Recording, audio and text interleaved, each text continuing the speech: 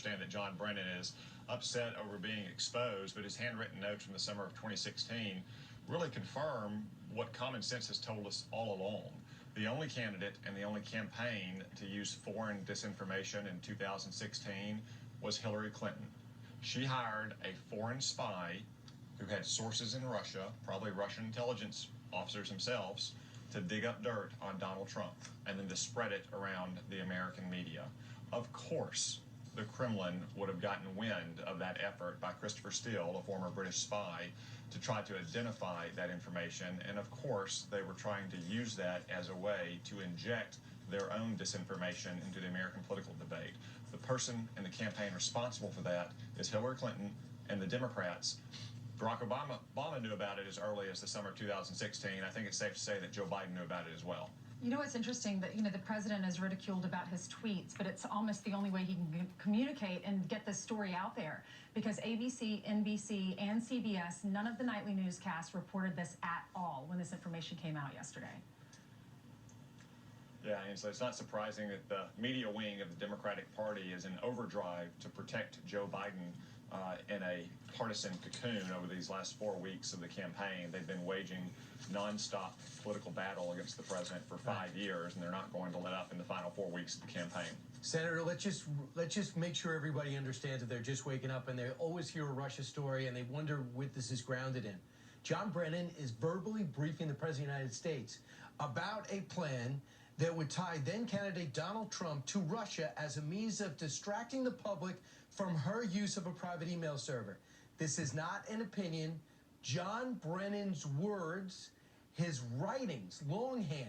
So John Brennan does not deny this is him and said this in explanation. Tell me if this makes it better. If, in fact, what the Russians were alleging, that Hillary was trying to highlight the reported connections between Trump and the Russians, if, in fact, that was accurate, and that's a big if, there is nothing at all illegal about that. And so John Ratcliffe and others are trying to portray this as potentially unlawful activity that deserved follow-up investigation by the FBI. No, it was a campaign activity.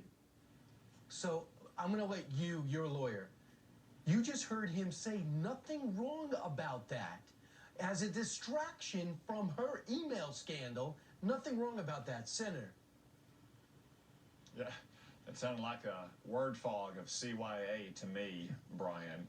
Remember, it's not John Ratcliffe that made this FBI referral. He simply declassified an FBI referral that was contemporaneous, apparently, to John Brennan's briefing of the president and his handwritten notes. There was enough concern at the time to do so. And again, we don't need to have these notes alone to verify this. Just go back and look at the tape. Throughout the summer and fall of 2016, Hillary Clinton and the Democrats were accusing Donald Trump and his campaign of colluding with the Russians. We now know that that collusion hoax was false, and that it was Hillary Clinton and the Democrats who are actually colluding with foreign intelligence Senator, officers. just to outline this, and you tell me if you think I'm wrong. They wrote a check along with the DNC, which, by the way, was financed by Hillary Clinton's campaign because Barack Obama left it without any money. They co-financed the dossier. These series of briefs put into a haphazard report, financing Christopher Steele to go use his contacts in Russia to find out things that turned out not to be true about Donald Trump, that not only detonated an explosive story in the fall, actually destroyed his winter, his inaugural, and launched the Mueller report, right? Not only did she do it, she financed it. Yeah, no, Hillary Clinton and the DNC, through various cutouts and laundering mechanisms, paid Christopher Steele, a British intelligence officer, to go dig up dirt in Russia. All right. Senator, real quick, the president pulled the plug on negotiating with Nancy Pelosi over the stimulus. Sounds like he would like standalone bills to give people $1,200, help bail out and assist rescue the airlines. What do you think of that, real quick? Yeah, Steve, unfortunately, Nancy Pelosi and Chuck Schumer haven't really been negotiating in good faith.